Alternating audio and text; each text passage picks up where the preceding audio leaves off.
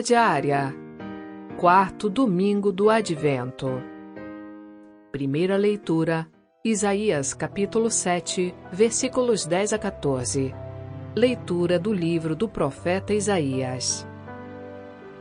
Naqueles dias o Senhor falou com Acaz, dizendo: Pede ao Senhor teu Deus que te faça ver um sinal, quer provenha da profundeza da terra, quer venha das alturas do céu.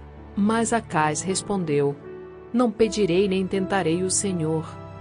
Disse o profeta: Ouvi então vós, casa de Davi, será que achais pouco incomodar os homens e passais a incomodar até o meu Deus? Pois bem, o próprio Senhor vos dará um sinal. Eis que uma virgem conceberá e dará à luz um filho, e lhe porá o nome de Emanuel. Palavra do Senhor. Graças a Deus.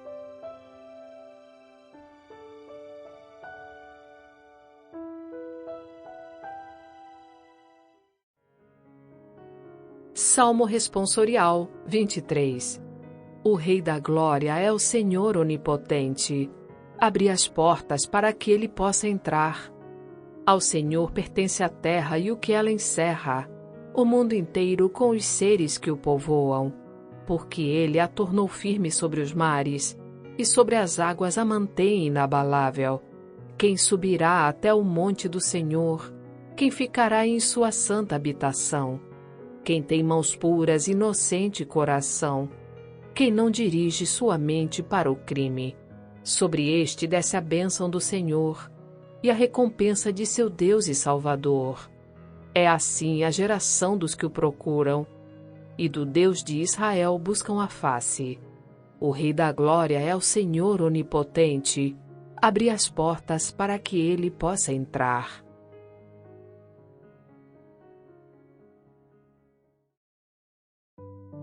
Segunda leitura.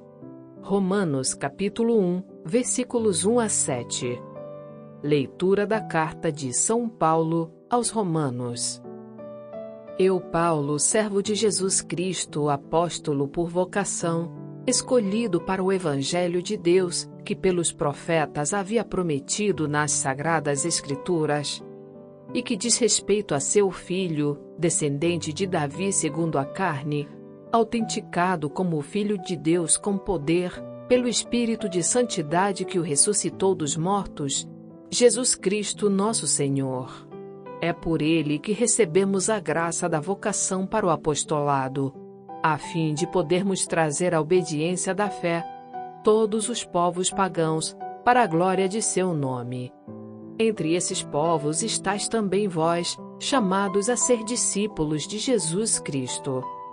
A vós todos que morais em Roma, amados de Deus e santos por vocação, graça e paz da parte de Deus nosso Pai e de nosso Senhor Jesus Cristo. Palavra do Senhor. Graças a Deus.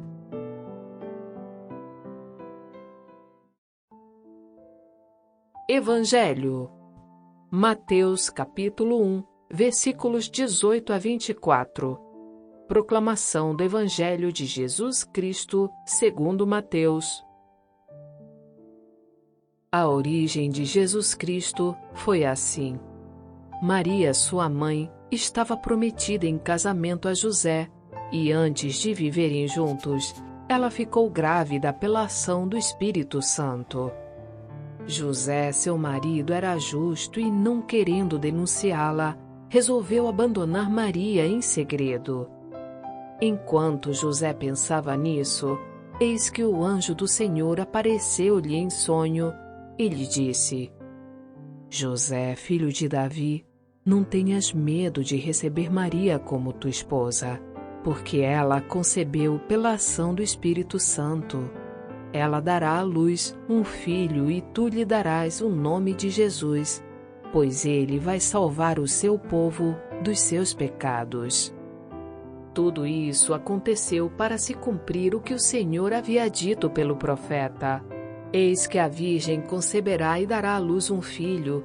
Ele será chamado pelo nome de Emanuel, que significa Deus está conosco. Quando acordou, José fez conforme o anjo do Senhor havia mandado e aceitou sua esposa. Palavra da salvação. Glória a vós, Senhor.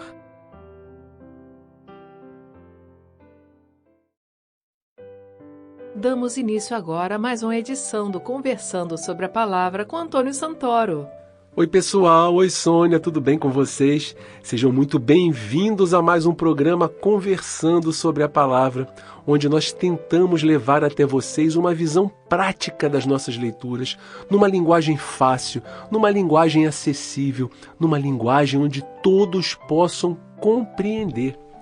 Se você está aqui pela primeira vez, seja muito bem-vindo ao nosso canal. E a todos aqueles que estão nos escutando agora eu peço, deixem um joinha, deixem um like nos nossos vídeos, deixe agora, não se esqueça, deixe um comentário também, qualquer comentário. Quem puder, compartilhe o nosso trabalho nos grupos de WhatsApp, da família, da igreja, dos amigos. Enfim, pessoal, com qualquer pessoa que você ache que vai também gostar desse nosso trabalho. Quem não é inscrito, clica aí agora, se inscreve no nosso canal, porque dessa forma vocês nos ajudam a evangelizar. Então, pessoal, like, comentário, compartilhamento e inscrição. Quem puder fazer, faça agora, antes do programa começar. Gente, hoje a gente celebra o quarto e último domingo do tempo do Advento, né? Rapidinho passou o tempo do Advento. Hoje a gente acende uma vela branca, uma vela que simboliza a mensagem dos profetas que anunciaram para a gente a chegada de um reino de paz. A cor branca, ela simboliza, como todos nós sabemos, a paz. E o profeta Isaías, como a gente viu no domingo passado, ele anunciou um reino de paz. No reino do Messias que vai chegar, vão acabar todas as guerras, todo o sofrimento. E até o boi vai comer palha do lado do leão. Um bebê vai poder colocar sua mão na toca de uma serpente e não vai acontecer mal algum para a criança. Essa é a marca do reino de Deus, é a marca da paz, o do reino que está para chegar, um reino de justiça, de libertação, de santidade. E a liturgia, gente, desse último domingo do Advento, ela é marcada pelo anúncio do nascimento do Senhor Jesus, do Deus conosco, daquele que vai vir sem nenhuma ostentação, da maneira mais humilde e simples que se possa imaginar, sem apego a nada, mas mesmo assim vai ser Rei e Senhor do mundo. Ele vai vir com uma proposta de salvação e de vida nova para cada pessoa. A nossa primeira leitura de hoje, como não podia deixar de ser, é retirada do livro do profeta Isaías. Para a gente poder contextualizar essa leitura, nós temos que entender o ambiente em que esses fatos ocorreram. Acais era rei da parte sul de Israel, que era composta por 2 tribos, e tinha o nome de Reino de Judá. A capital desse reino era Jerusalém. Havia ainda um outro reino, no norte, que era composto pelas outras 10 tribos e que tinha sua capital na cidade de Samaria. Por causa de questões políticas, Acais tenta fazer uma aliança com o rei da Síria, para evitar uma invasão do reino das tribos do norte, que havia se aliado também aos assírios. O profeta Isaías critica essa postura de Acais, dizendo que ele não devia confiar sua segurança, a segurança da sua nação, nas mãos de povos estrangeiros, mas devia confiar somente em Javé, no seu Deus. Se ele fizesse essa aliança com outras nações, ele iria expor o país e abandonar o seu Deus. Mas mesmo assim, com as críticas do profeta Isaías, o rei Acais insiste na aliança com o rei da Síria. E nesse momento o profeta Isaías se dirige ao rei Acais. E ele diz que se ele não acredita em suas palavras, então que ele peça um sinal a Deus, para que dessa maneira ele possa decidir qual é o melhor caminho para o seu povo. O rei Acais se recusa a pedir esse sinal. Mas Isaías, mesmo assim, mesmo com a recusa do rei, ele faz questão de mostrar a ele o sinal de Deus. E o sinal de Deus que Isaías revela a Acais, nós vimos na leitura. O próprio Senhor vos dará um sinal. Eis que uma virgem conceberá e dará à luz um filho, e lhe porá o nome de Emanuel. Mas, pessoal, a que concretamente o profeta estava se referindo quando ele revela a Acais esse sinal? O profeta se referia à gravidez da sua jovem esposa, chamada Abia. Essa jovem deu à luz a Ezequias, e Ezequias ocupou o trono quando seu pai Acás morreu.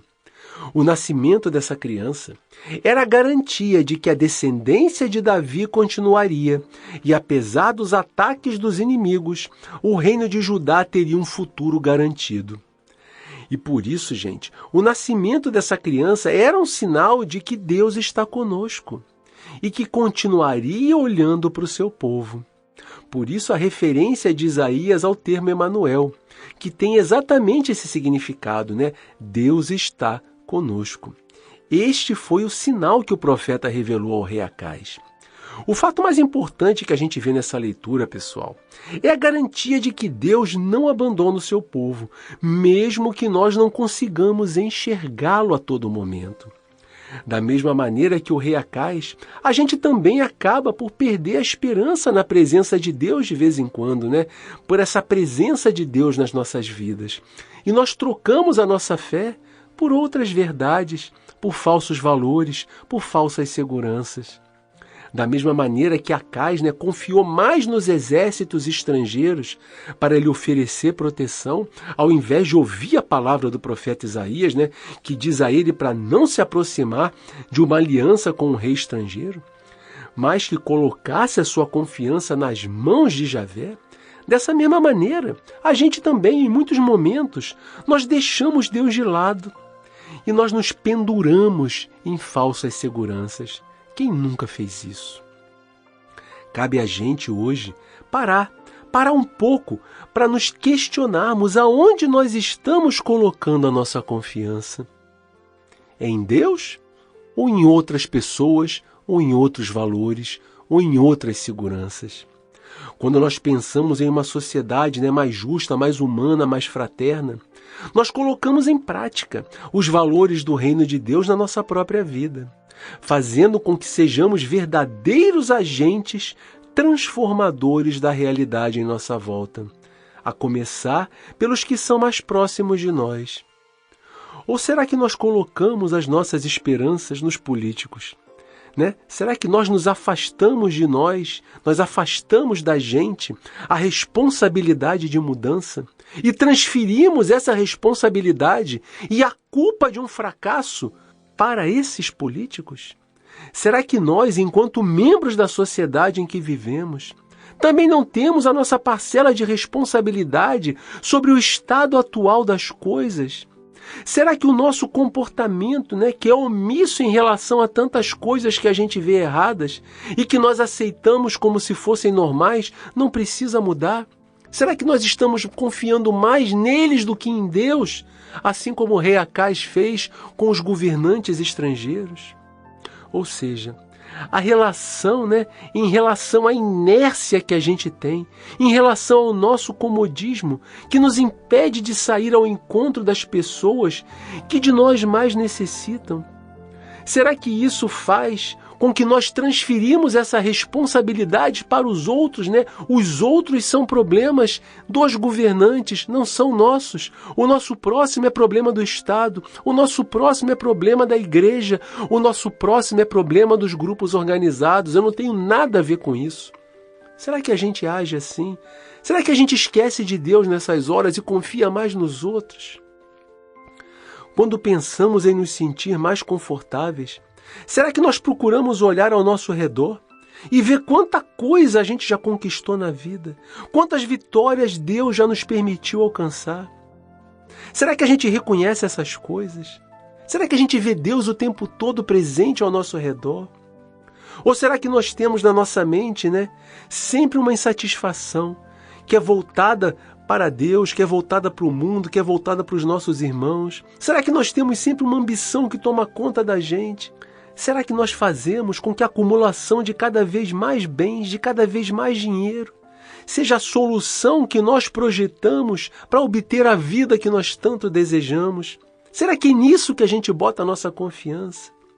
Pessoal, eu não quero dizer aqui que é errado sonhar nem conquistar mais. Eu não quero dizer aqui também que os governos não têm a sua parcela de responsabilidade junto da sociedade. Eles têm muito grande.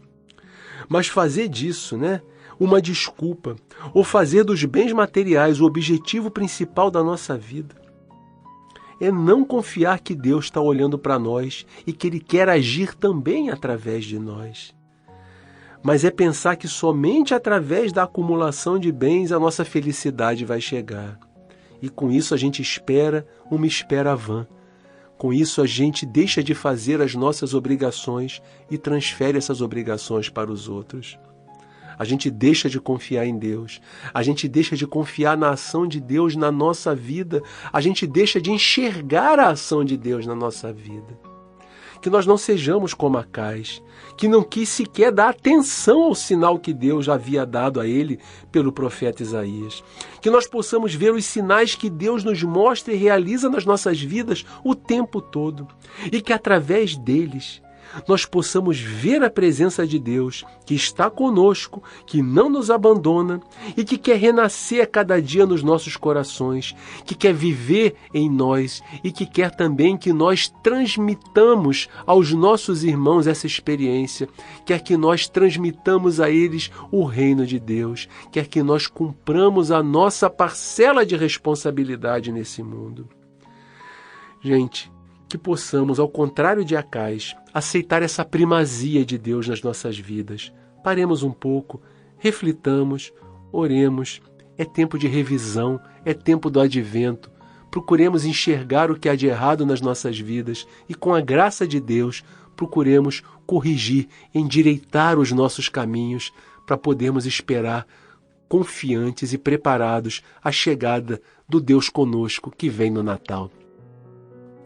Na segunda leitura, nós vemos mais uma vez um trecho retirado da carta de São Paulo aos Romanos. A gente já está lendo essa carta há alguns domingos. E apenas para a gente fazer um breve resumo, a gente precisa ter em mente que essa carta foi escrita pelo apóstolo Paulo no final da sua terceira viagem missionária, quando ele já planeja expandir a pregação do evangelho para o Ocidente, particularmente para a Espanha, local que ele menciona expressamente no decorrer da carta, lá precisamente no versículo 24 do capítulo 15. O trecho que a gente lê, ele é exatamente o iniciozinho da carta. Esse é o trecho que nós estamos lendo hoje. A comunidade de cristãos de Roma não foi fundada diretamente por Paulo. E com isso, Paulo adota um tom mais cauteloso, quase diplomático, para não causar desconforto na sua pregação para os cristãos que estão em Roma. Dessa maneira, ele começa a carta apresentando a si próprio e definindo a sua missão, que havia sido confiada a ele diretamente por Jesus. Logo no começo, Paulo já diz, Paulo já define a si próprio. Ele diz: eu, Paulo, servo de Jesus Cristo, apóstolo por vocação, escolhido para o Evangelho de Deus. Quando ele diz que é servo de Jesus Cristo, ele transmite a mensagem de que sua atividade missionária é uma atitude voluntária, uma entrega por amor ao serviço de Cristo. A palavra servo aqui não tem nada a ver com escravidão, porque isso estaria em total contradição com a defesa que Paulo faz da liberdade cristã, através da qual Cristo chama todas as pessoas a aderirem a ele. Quando ele se diz apóstolo por vocação, ele está querendo comunicar aos romanos que ele é uma testemunha fiel da mensagem de Jesus, porque Deus o chamou para uma missão que estava designada para ele, para a qual ele havia sido separado, para a qual ele estava vocacionado. E Paulo, consciente, na natureza do seu chamado, ele está disposto a levar a sua missão até o final, cumprindo integralmente o seu chamamento. Já quando ele diz que foi escolhido para o Evangelho de Deus, ele quer dizer que tem a consciência de que foi separado por Deus para ser um missionário, que iria levar a boa nova do Evangelho a todos os povos da terra. Ele nasceu para anunciar esse Evangelho e para ser uma testemunha viva do projeto de salvação e de libertação que Jesus veio trazer para a gente. Com essa apresentação, gente, Paulo demonstra estar totalmente à disposição de Deus, como seu apóstolo escolhido para levar adiante o projeto do reino. E ele tem claro na sua mente que a sua missão é levar esse projeto a todas as pessoas e também para a comunidade de Roma, que apesar de não ter sido fundada por ele, comunga da mesma fé. Da mesma forma que Paulo, para a gente, né, ser cristão também é ser chamado. É ser chamado a testemunhar nesse nosso mundo, na nossa sociedade, no nosso trabalho, na nossa família, com os nossos amigos, em todo lugar que a gente estiver. Nós somos chamados a testemunhar a proposta de vida nova e de liberdade que Jesus nos trouxe. E o melhor jeito da gente dar esse testemunho, que eu sempre digo que é um jeito muito melhor do que com pregação de palavras, do que com discursos. O melhor jeito da gente testemunhar Jesus é através dos nossos gestos diários para com as pessoas que nos rodeiam.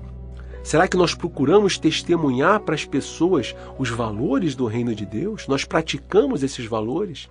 Né? Será que muito mais do que com palavras, né, com atitudes práticas na nossa vida, a gente fala de Jesus?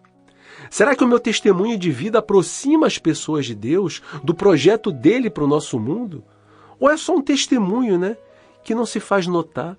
Ou pior ainda, né? Será que as nossas atitudes de vida são um contra-testemunho dos valores do Evangelho? Será que a gente é um na igreja e outro fora? Que nós possamos refletir nesse finalzinho de advento sobre os principais pontos de conversão que a nossa vida necessita. Gente, ainda é tempo de fazermos isso. Nós estamos no advento. Vamos nos preparar para receber Jesus com dignidade no Natal. No nosso evangelho de hoje, a gente vê um trecho retirado do Evangelho da Infância, já na versão do evangelista Mateus. De acordo com muitos estudiosos das Sagradas Escrituras, o gênero narrativo que Mateus utiliza para narrar os fatos, né, sobre a infância de Jesus, ele tem o nome de homologese.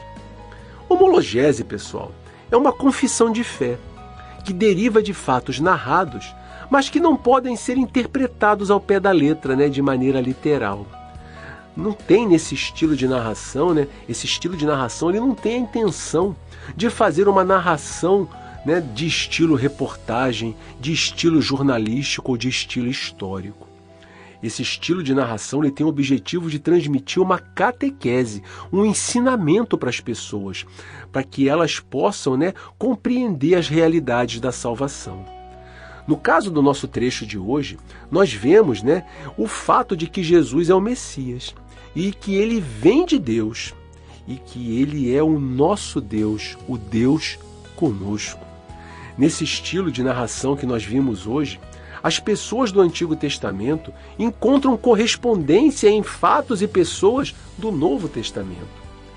Também juntam a essa correspondência, né, manifestações que têm características apocalípticas, como anjos, como sonhos, como aparições, para que a narração ganhe profundidade e que consiga explicar a realidade a respeito de um determinado fato. No nosso caso de hoje, querem nos oferecer uma catequese exatamente sobre o nascimento do nosso Salvador, Jesus Cristo. É nessa ótica que nós precisamos entender o Evangelho de hoje. Ele não está em busca de fatos históricos comprovados, mas ele quer nos oferecer um ensinamento, uma catequese sobre um fato real, que é o nascimento de Jesus. Um outro fato importante que a gente precisa entender é como é que ocorria o casamento hebraico. O casamento hebraico era um evento que ocorria, gente, em duas etapas. Uma fase em que os noivos se prometiam um ao outro e que era chamada de esponsais. Depois havia uma segunda fase que a gente pode chamar de prometidos, né, onde surgia o compromisso definitivo e ocorria a cerimônia de casamento propriamente dita. Entre uma fase e outra se passava um tempo relativamente longo, onde qualquer das partes podia desistir, mesmo que para isso pudesse sofrer algum tipo de penalidade.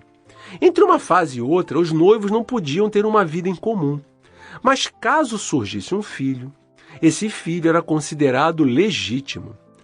No entanto, gente, a lei de Moisés considerava que uma infidelidade ocorrida nesse processo era semelhante a uma infidelidade ocorrida após o casamento. Se José acusasse Maria de infidelidade, ela seria tratada segundo as penas da lei de Moisés. E como a gente já viu narrado nos evangelhos, uma mulher em situação de adultério era condenada à morte por apedrejamento. Segundo a narração que Mateus nos oferece hoje, José percebeu que Maria estava grávida. e sabia que ele não era o pai da criança. Dessa maneira, ele resolveu abandonar Maria em segredo, sem fazer nenhuma acusação de adultério. No entanto, um anjo apareceu em sonhos a José para esclarecer aquela situação. O anjo disse a José para não ter medo de receber Maria como sua esposa, porque ela concebeu pela ação do Espírito Santo. Da mesma forma, que no Antigo Testamento, quando era anunciado o nascimento de uma pessoa importante, esse anúncio era cercado de sinais extraordinários. E a função destes sinais era exatamente fazer a vinculação entre o nascimento desta pessoa e o projeto de Deus. Portanto, gente, nessa narrativa de Mateus, a gente tem não uma descrição de um fato histórico narrado de forma jornalística, mas um ensinamento, uma catequese sobre o nascimento de Jesus, que sim, foi um fato histórico. Essa catequese, ela quer nos ensinar que Jesus veio de Deus e que sua origem é divina. Isso não está sob questão de maneira nenhuma. A catequese também quer nos ensinar qual será a missão de Jesus no mundo. Jesus significa Javé salva. Portanto, significa para a gente que Jesus é o Messias verdadeiro, aquele que nós esperamos, o descendente de Davi, que foi anunciado pelos profetas, o Salvador que nos foi prometido. Pessoal, outro fato que nós podemos destacar é a obediência de José em relação aos planos que Deus tinha para ele. Essa obediência permitiu que fossem realizados os planos e as promessas que Deus tinha feito a seu povo. Pessoal, na nossa sociedade moderna, o Natal se tornou quase uma festa pagã. Nessa festa, nós celebramos o auge do consumismo, com presentes para todos os lados. Nós fazemos uma refeição farta, com as melhores comidas, muitas das quais a gente só come nessas festas de final de ano. E, ao mesmo tempo, nós misturamos a tudo isso um monte de tradições familiares que nós temos obrigação de respeitar, mesmo quando não tem nenhum significado profundo nas nossas vidas. Que o Natal que estamos preparando em nossos corações, gente, não seja uma celebração pagã, mas seja um verdadeiro encontro com nosso Deus, que vem até nós pela figura libertadora de Jesus, cuja proposta de salvação, que inclui nossa adesão voluntária aos valores do reino de Deus que ele nos apresentou, que essa adesão seja o verdadeiro sentido de celebrarmos a festa do Natal. O tempo do Advento, cujo último domingo é hoje, é exatamente o tempo que nós temos para fazer essa reflexão nos nossos corações, nas nossas vidas. Ainda é tempo de nós convertermos nosso coração, de nós mudarmos a nossa visão, de nós aplainarmos a estrada da nossa vida, assim como bradou João Batista, o precursor do Messias. Ainda é tempo de fazermos tudo isso para a gente receber Jesus, o nosso Salvador, o motivo verdadeiro da nossa celebração. Então nós não devemos festejar, nós não devemos fazer um banquete de Natal? Claro que nós devemos fazer. Festejemos sim. Isso é bom, isso é importante, porque uma verdadeira festa envolve eventos de comemoração. Mas não esqueçamos do verdadeiro motivo pelo qual nós estamos celebrando. Não são os presentes, não é a comida, não é uma simples reunião familiar, não são as nossas tradições. O verdadeiro motivo da nossa celebração é o nascimento de Jesus em nossos corações, com todas as bênçãos e responsabilidades que isso deve trazer para nós. Pessoal, façamos uma preparação mais cuidadosa nessa última semana do Advento.